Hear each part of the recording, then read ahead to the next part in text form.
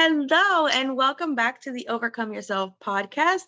As you know, I'm Nicole, and I'm super excited to be here with Kimba. Am I saying that correctly? Yes. Okay, because I didn't ask you that first. So thank you so much for being here, Kimba. Like I said, I'm so excited. You are a gamification specialist. I love gamification. So first, I would love for you to introduce yourself and then let us know what is gamification. Sure. Hi. Thanks for having me. Really glad to be here. Okay, so let's jump straight into what is gamification, because it's one of those things that gets different reactions from different people, and even the experts can't agree on a set definition. So how I describe it is everybody's played a game, whether it be chess or tiddlywinks or a sport or Wordle on your phone or Farmville or some sort of game. It can be a board game, a video game, whatever. And in those games are things that are built in, that are designed to motivate you to keep going, that make you want to play, to get to the next level, to beat your opponent, to beat that final boss, whatever that is. And what my job is to take those things that make games so compelling, that motivate you even when it's frustrating, and put them into non-game settings. So I specialize in things like courses and launches and memberships and things like that, and using these game elements, we call them, these tools and techniques that are built into games to help you get better results for you and your clients.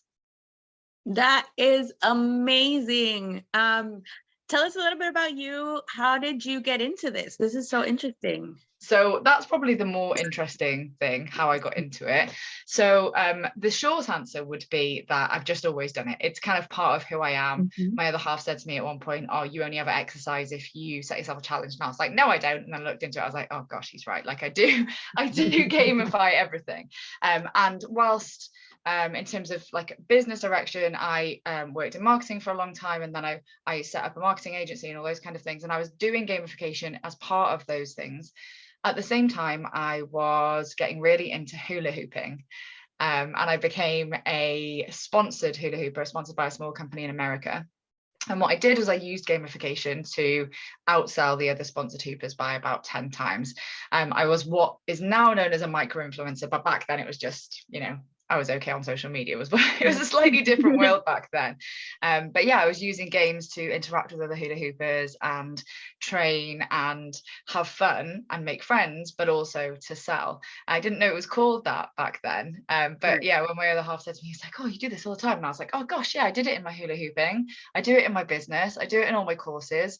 I actually do it for everything that I do." So then I was like, right, there's got to be a way that I can help other people do this. So I did loads of reading. We've been doing some beta testing. We've been, running things here, there, and everywhere. And now I'm able to say that I genuinely help people to gamify for better results as a business. And it's so fun and so cool. And I feel very fortunate. That is amazing. I learned about gamification within the last, like that word, right? Because like it's something, like you said, it's something that we've done, our whole lives, I guess. And then I was talking to one of my clients and he just looked at me. He's a coach as well. He's like, "Wow, Nicole, you gamify everything." And I was like, "What does that mean? Hold on." And so I started learning about it. So when I ran into you and you're like, "This is my specialty, this is what I do," I was like, "Oh my God." So the other day, it's really interesting what you said about the definition, because I went to, I made a TikTok the other day about like things that, neurodivergent business owners, any business owner can use to make things easier. And I said, gamify everything. So like everything. And then I was like, how do I describe what that means? Because like in my brain it makes sense, but then how do you bring it out into the world? So I was like, well, you give yourself points, or like you set a timer and see if you could beat the timer, kind of thing. So but can you give me a few more examples of what gamification looks like in our everyday life? Yeah, so I think those examples that you've given are great examples, but I think if you wanted to break it down anymore, it's about motivation. So it's about figuring out who is in your audience, or whether it's you, what motivates you, and finding things that will compel you to do that thing. Excuse me. No, you're fine. That's better. Will compel you to do that thing. So like for you, it might be points, but other people might be put off by points. So you might, it's that kind of carrot or stick analogy. But some examples that you may have heard of, some everyday things. So remember when you were a kid and you had to cut out coupons from the back of a cereal box and send them in to get a toy? That's a company gamifying you to buy more of their cereal and you get a prize of a toy. Or I don't know if you have this in America, they do it in the UK. You go to like a Christmas fair and you'll have a game, guess the name of the teddy. Have you seen that? They do that in America. They probably don't. I think I've seen something like that. It's a really simple game. Okay, so they'll have a sheet of paper with the grid on it, and it's got loads of different names on the grid, and all you do is you pay £1 or $1 and you guess which one is the name of the teddy. And if you win the teddy bear, right? So the idea behind that is that they will have enough squares to more than like pay for the teddy bear, but they're doing it to attract you to their store. They're using games to entice you over so that you'll look at their other things and buy something else while you're there. And a really smart stall holder will also sell the teddies. So if you don't want to play or if you don't win, you can still buy it. So those kinds of things are everywhere, but they're in every app now. It's everywhere. It's in loads of TV adverts. Like if you're in any fitness apps. So the example I always give is Nike Plus.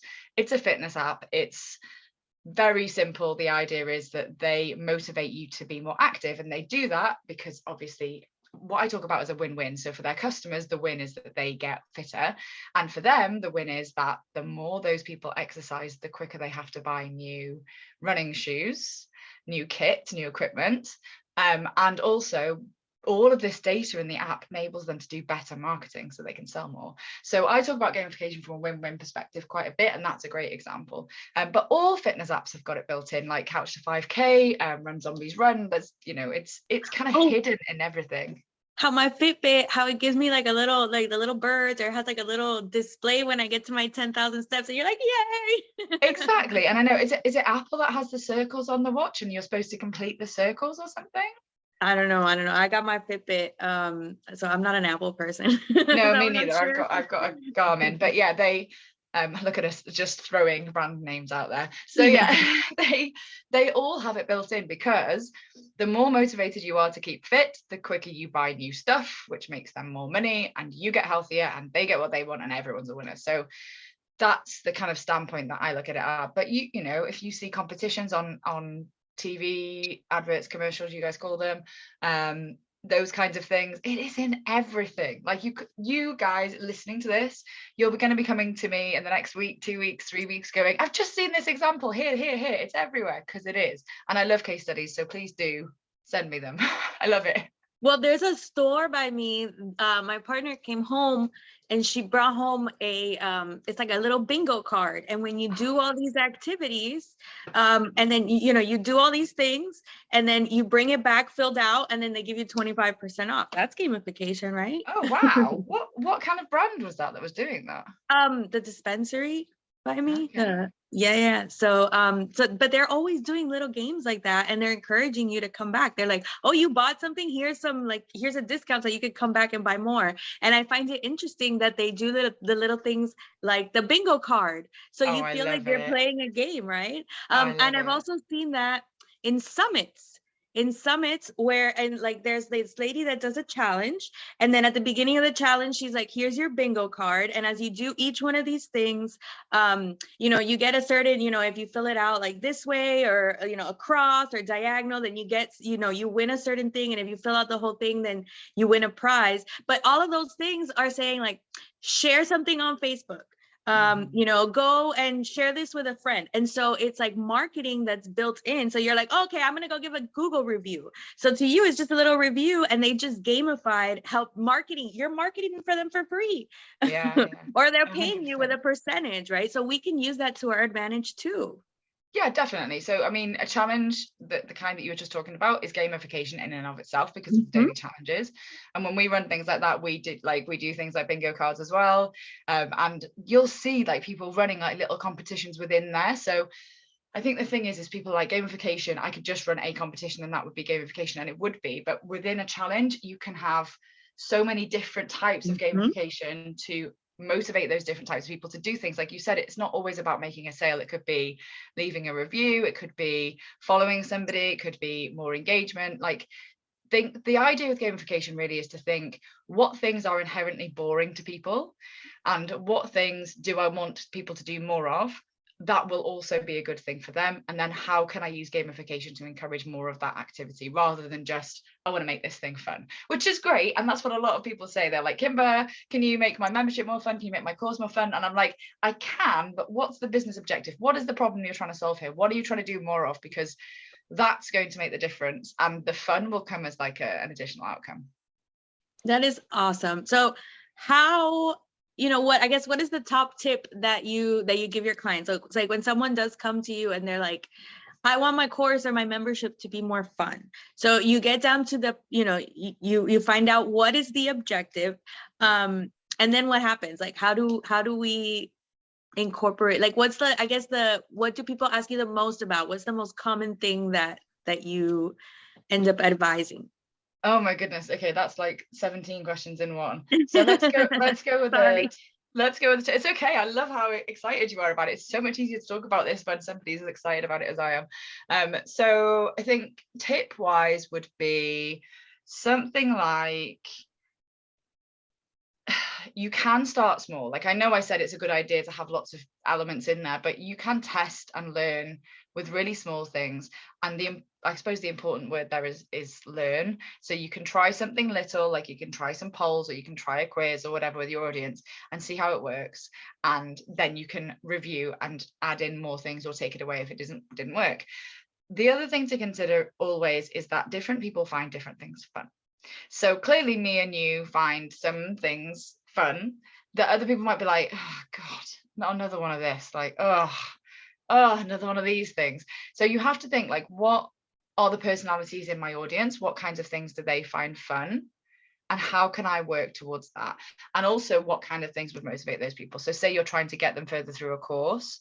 Maybe they're getting to a certain point in the course and something's stopping them from carrying on. And maybe that is that you've put something in that's so boring that you need to make it more fun. Or maybe it's demotivating for them because it's too hard. So like really think like, I think it goes back to that kind of ideal client avatar thing that everyone talks about. But as well as knowing the kind of person they are, remember, let's say that you're trying to target plumbers. You might have 100 plumbers in your audience, but they might find different things fun, and they might be motivated by different things. So don't just assume because you have an audience of the people that you think are all the same that they are, because they're probably not. And I know that that's like how long is a piece of string kind of question, but you can use gamification to do the market research to find out. So you can use polls and you can use quizzes and you can use competitions to get people to complete those things to find out more about the kinds of people who are in your audience, so that you can make it bespoke to them, because that's the important thing. Like I've been talking about this quite a lot recently. Personalization is a gamification technique, and things like Netflix and Amazon and those kinds of things, you turn it on or you log in, and what I see is different from what you see. They are completely personalized, and people are getting used to that. They're getting used to seeing it everywhere. And so when they log into your course or your membership or whatever, it should be really starting to be moving towards that personalized setup, whereby it's designed with them in mind. It doesn't show them things they don't need to see. It helps them to move along in a way that is fun and motivating for them. Yeah. No, that makes so much sense. And I hadn't thought about it, but yeah, the personalization in those apps that we're interacting with every day. Even like in like if you've ever grabbed someone else's phone and then you pull up like their Facebook and you're like, this is weird. This is weird. I don't know any of these people. Like, I don't understand these ads, so it's very like strange. You're like, no, I want to go back to my world. This is my world and I'm comfortable here. And I know these people. So it's interesting. And I hadn't thought of that as a gamification aspect. Even Google as well. Like yesterday, me and my other half were Googling, trying to find the same thing. And I got there quicker just because of the way my algorithm works. So like, yeah, everything's completely personalized. Yeah, that's I hadn't thought of it like that. That's so interesting. Those are really good things, and something that I teach my audience a lot about. We got to talk more about it, really. Personality colors. That's one way that I like to help people. And it's interesting, right? Colors. So that's kind of gamification. And there's like animals that go with it. Like red is a race car, that's what helps me remember. Yellow, like flowers for some reason. I don't think that's even correct, but in my mind it works. Green is more analytical, so I always think of a calculator, and then blue is dolphins because they're so much fun. But when you're writing to those personality colors, like something to help you, because everybody talks about your ideal client avatar, and sometimes you're like, what does that mean? Yeah. So personality colors have helped me, because there's certain traits that people, and like you said, there might be plumbers, but you'll have some plumbers that have all those personalities. Some plumbers that are like, go, go, go, go, go, we got to get this done. And then you've got the analytical plumbers, and then you've got the ones that are just like having so much fun, and they're just all over the place, and they're like, yeah, let's get creative. Let's put like 7 bathrooms in this house. And then you've got like the more family oriented ones, and they're going to think about things that the other ones aren't going to think about, because they're like, oh, but you know what? My son does this, so we need to put a bidet in here, and we need to make sure, and so there's differences that you can speak to in personality colors and like make it fun. So you don't have to be like, what show does my ideal client watch? No, like, are they more family oriented? So they're probably going to be watching, maybe cartoons with their kids, or are they more fun where they're watching like adult cartoons, or are they more analytical where they're watching the weather because they need to know what's happening and how everything is and is it correct? And so when you think even narrowing it down like that, I think that's really helpful. Yeah, and there's so many different ways to categorize those people. So like you said, so in your examples of the colors, that's very interesting, because I've heard a different example of the colors. They're the same kind of personality types, but assigned to different colors. There's disc profiling, there's Myers-Briggs, there's all of these different ways of kind of the categorizing those method. People. Yeah. So it doesn't matter which one you pick. It's just kind of like a framework to help you speak to things inside of people that maybe they didn't even realize were there, right? But when you can narrow down like their personality color, you're like, oh, this person, and it's not that, disclaimer, you don't have one personality color. There's usually one that's like, with all of these, there's usually one that's like dominant, and then the other ones are still there. But when you speak to those facets, you get to people in different places. So I think that's really cool.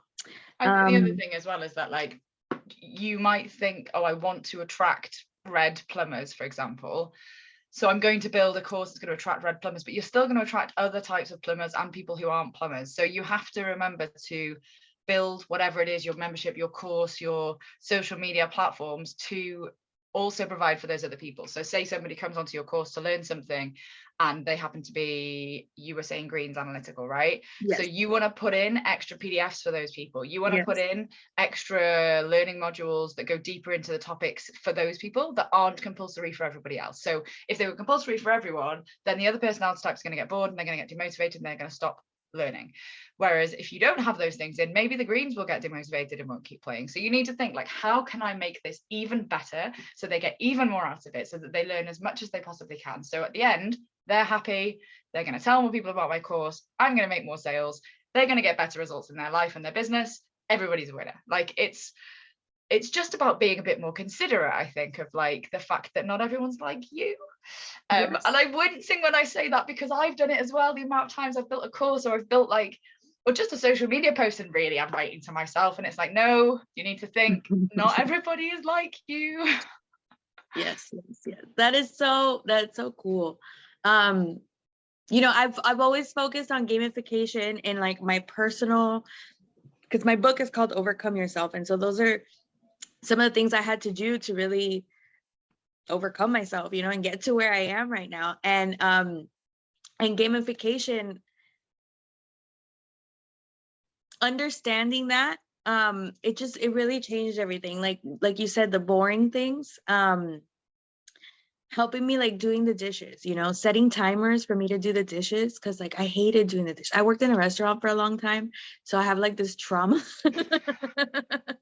Like when if you've ever washed dishes in a restaurant, it's freaking traumatizing.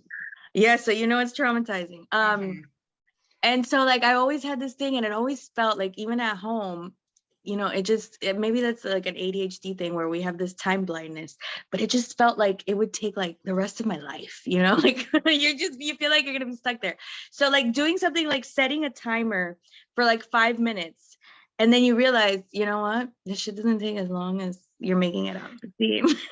You know, and it becomes fun because you're like, oh shit, let's see if I could beat. So actually it didn't start with a timer for me. It started with me making coffee. I would go in the afternoon and like, can I wash these dishes before the coffee's done? Nice. And by the time the coffee finished, there's like 2 things left. So I would go ahead and finish. So I learned more about gamification in my personal life. I love how you've expanded my vision and shown me how this can be applied, not just like in your personal stuff, but also in your business to help other people, you know, get through courses. Because some courses, yeah, it's really hard. Like you have 7 million other things to do, and now you've got 18 hours of course that you have to sit here like this. Yeah, it's soul destroying. Yes. So like an example for me, if the video doesn't have like ×2, I have to listen to everything at either 1.5 or ×2. Because my mind is so fast. If I'm not, like, I'm already distracted, I'm thinking about something else. So that helps me like sit down and focus on what's. So if that course doesn't have like a times, you know, a ×1.5 option, it's going to be almost impossible for me to finish it. Where I also hate it when they hide the amount of time it's going to take. So you press play and you're like, how long am I going to be sat here for? Is this a 3-hour video or a 3-minute video? I can't tell. Like right. that's not good. Right. And it's not, you know, it's not, I just need to know so I can organize my time. Yeah. So there's little elements that you don't think about, that you're like, you're making a decision and it's kind of like, no one cares. But you really have to think about the personality types and think about little things like this, like things that people, you might not notice. I don't know if like, have you ever listened to a video at ×2 speed? Like, do you do that regularly? Always. And in fact, Always. at the beginning of all of my courses, I do a little video which basically says this is how you do it. And I speak fast a lot of the time anyway, but if I'm droning on or you know about this stuff already, feel free to speed it up. Like, this is how you do it. It's really important, because when I found that out, it was a game changer. I was like, I'm going to save so much time. Oh And my I can gosh. actually watch things, and I can actually, because if it's slow, my mind gets distracted, and then I got to watch it like 3 times to understand what's going on. You know, so yes, these are like little tricks, little ways. And I didn't even think about that as gamification. Like, you're just making it easier for your brain. You know, it's not that complicated. Just anything that makes something easier for your brain, I guess, could be gamification. You can gamify yourself as well to get more stuff done. So the examples that you gave are great examples. And I've done the same with getting in the gamification reading, because gamification books are dreadfully boring. They're either written by like academics, so they're like really long-winded and hard to understand, or they're written by gamers, so they're really full of jargon.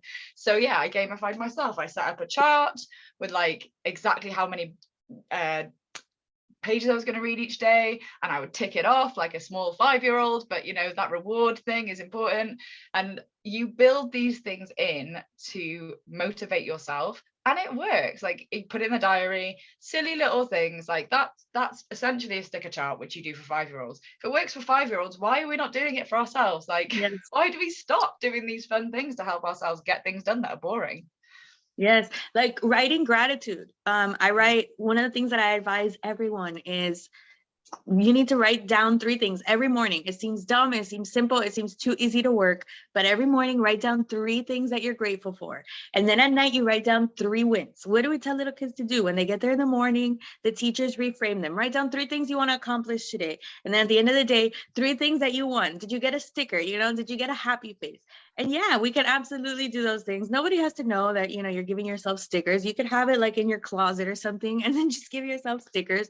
But in a post that I wrote the other day, I was like, you know, in a TikTok I made, I was like, you write your wins at the end of every day. And then at the end of the year, you look at that notebook, because at the end of the year, you look back and you're like, I didn't do anything this year. Oh. And when you actually write it down, you have like a whole mountain of things. And you're like, oh my God, I got so many things done. So when you're feeling really bad too, you could go back and be like, oh my God, look at all this shit that I accomplished. And I didn't even realize those things were gamification. That's so cool. This is the thing, when you start talking about it, you're like, oh my gosh, it is everywhere. And there's a lot of stuff that people are gamifying. They don't even know that they're doing it. There's a lot to it, there is, but there's also some parts of it that you're doing it without thinking anyway. So why not try and be a bit more targeted about it and put it into your business, put it into any area that you're struggling with. I mean, obviously I specialize in my particular areas, but you can add gamification to anything that is boring. basically. I would say steer clear from adding it into things that are already fun, because so for example, let's say I was to say, if I hula hoop every day for the next 30 days, I'll give myself a bar of chocolate. I'll hula hoop for 30 days, I'll give myself a bar of chocolate. I'm like, right, I've got a habit now, because, you know, somebody somewhere once said 30 days is a habit. I'm not sure this is true, but there we go. So I've got a habit now, so I don't need to do the chocolate anymore. And I'm like, well, why would I hula hoop every day? Like, I'm not going to get chocolate anymore. There's no reason for me to do it. So what I've done is I've demotivated myself from doing something I already enjoyed by adding a reward. So like, don't try and motivate yourself to do things you already like, because it takes away the fun. And then all of a sudden you feel like you need a reward to keep doing it. So don't do that. Just look at things that are boring, that are hard, that you're like putting off. Try and gamify those things. Love it. That's it. That's a really good point. Like you mentioned, working out too. Yeah, you don't have to like run on a track, you know, you don't have to do boring things. Like I taught myself aerial yoga because I wanted to hang upside down. I just feel like it's awesome. And I wanted to work out and I wanted it to be fun. So we went and got mountain bikes and I started doing aerial yoga because I was like, I'm not doing a gym. I'm not doing these home workouts. Like I can do some yoga, but then it's like every day I can't do this. So, you know, like I gamified even like working out. It's like, let's go have some fun. And then, you know, you're out there like stand up paddleboarding and like I'm working out, right? But I'm not counting reps. I'm exhausted at the end of the day, but it's fun. You know, so yeah, I love it. I love gamification. I'm so excited about this. So how do we stay in touch with you? So we are Kimba Digital everywhere. So my name is spelled weird. It's Kimba, Kimba Digital on so any platform you like. I'm not actually on TikTok thinking about it, but Instagram and Facebook are my main two, but we are on Twitter and LinkedIn as well. If you are interested in this kind of stuff and you'd like to learn a bit more about how gamification could be useful for you in terms of things like courses, launches, social media, we have a free quiz. So if you go to the gameplanquiz.com, it says on there it takes 3 minutes, but it's multiple choice, and so it can take as long or as little time as you like. And at the end, depending on what you've chosen, you get the PDF with tips and advice on how it can be helping you in your business. I love it. Perfect. So I was going to ask you for like, you know, your freebie, but that's it. So go take the quiz. Yes. That sounds amazing. I love how you like you talk the talk and you walk the walk, right? So like your freebie is a quiz, just like you recommended to us earlier. I love it. That's so cool. Any last minute tips before we sign off here? I do have another quick free thing that I should probably mention. It's not open yet, but it might be by the time this goes live. So it's a Facebook group called The Business Game, and it's not going to be like other business groups. It is going to be gamified, obviously. So if you're in any way interested in any of this stuff, or if you just want to see how I gamify it, definitely request to join. We'll let everyone in all at once. I will be there. In terms of a final tip or a final thing, let me have a think. I think focus on the 2 whys. I mean, I've already gone over this a little bit, but I think it's really important. So before you do anything to do with gamification, think, why am I doing this? What is the business objective? And think, why should somebody care? Why should they stop the scroll? Why should they stop their day to do this thing? And if you can answer those 2 whys, then you're going to have a much better gamification project.